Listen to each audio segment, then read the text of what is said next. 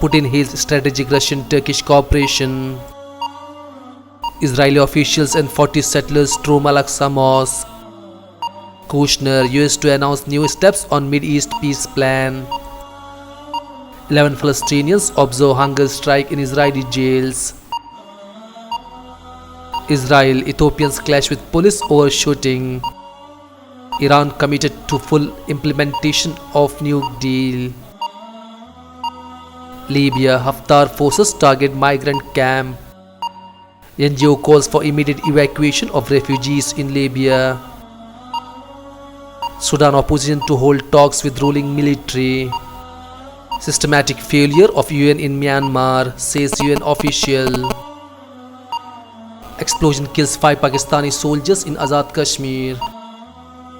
Pakistan, mastermind of Chinese consulate attack held.